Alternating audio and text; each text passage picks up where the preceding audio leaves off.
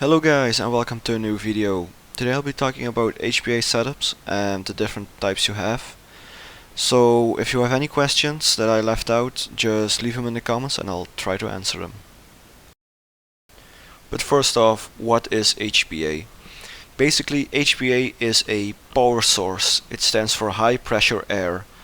You can use this high pressure air in AEGs, GBBs, and also Daytona guns and Deadman, but those last two are kind of a class of their own, and I'll tell you in a bit. The way you use high pressure air is with these specially designed tanks. These are for airsoft use, and you can fill them up at a local paintball store, or if you have the valve system, at a diving store.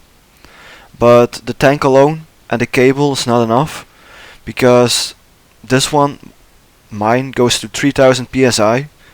If you use 3000 psi on your airsoft replica, you will destroy it. It can do serious damage and is dangerous. That's why you need a regulator. I don't know if you can see it, but the regulator says 120 psi, 160 psi. Those are the kinds of pressures you use on your airsoft replicas. So you just screw this one up.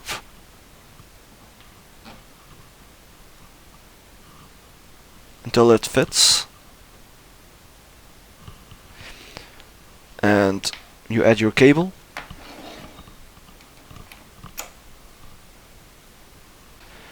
And this is what you use as a rig for your high pressure air. Now, before you say, why would I run on an airsoft field with a scuba tank? There are a lot of reasons why people modify their replicas. My first and foremost reason was money. As you can see in the next picture, I like to run with my gas shotgun, my gas pistol and my gas grenade. It became pretty costly when I used more than one gas canister a day, so I had to do something about it. Another reason is accuracy, because the difference in FPS will not be as great with air as it will be with gas, and that's what you want. You want the same FPS each shot every time. Other people do it for the realism of the blowback, some people do it for the fire rate, a lot of people do it for the adjustments, so they can play in different fields with different rules. But the main thing is, whatever you want to do, you can do it with an HPA setup. But now let's talk about the converting. I'm gonna speak about the things me and my team are most comfortable with, and that's the modification of GBBs. Doesn't matter if it's snipers, pistols, shotguns, submachine guns. If it worked on gas, we modified it. The way we usually start is we look for the most comfortable place to put the valve, so the wires won't be in your way. Then we drill the hole and make sure everything is nice and clean afterwards, so that we can start with the threading. After you've threaded the hole, you can put some Teflon on the valve so it will be air sealed, and then you just screw in the valve. Simple as that. And you can do this with any GBB as long as the magazine or the gas reservoir is big enough to fit the thread. I'll show you a clip right now from before the conversion and then a clip after the conversion. You will clearly see the difference, what HPA will do to this setup.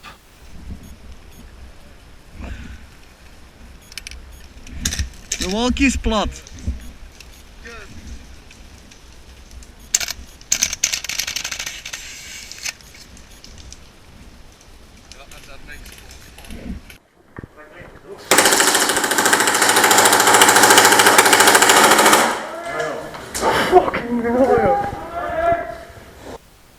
I don't think I have to tell you that there's a distinct difference in performance here. The next type of modification for HPA is a Polarstar. We don't have any experience with Polarstars, we don't own one, but we have seen them in action, so we can tell you a little bit about them. The main thing with this is it will fit in your AEG, which means you have more BBs in your magazine because you can have high caps and mid caps. so you're not restricted to the amount of BBs that is in your GBB mag. And you're not restricted from the cycling action of your GBB, so the fire rate of Wolverines and Deadmans are incredibly high thanks to the MOSFET. So you're not completely done with charging batteries. Just keep that in mind. If you want a Wolverine or a Polarstar, you still need it to power the MOSFET. Another thing is they are quite expensive. You could have, for example, the whole setup for a GBB submachine gun, or you could have your Polarstar engine. But then again, look what you can achieve with the Polarstar.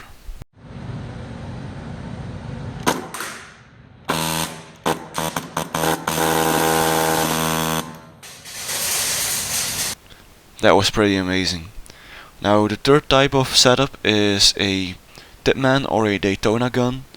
And these are special in their own way because they do not use any electrical parts or have a gas reservoir in the magazine, so you can fit a AEG mags in it. But you buy these as complete gun sets. You don't have to modify an AEG or a GBB for an HPA setup. I suggest you watch our Deadman video and take a look at the Daytona website for more information. So yeah guys, that's it. Here you have 2 videos about the Deadman and what type of gun it is. Hope you enjoy them and see you in another video.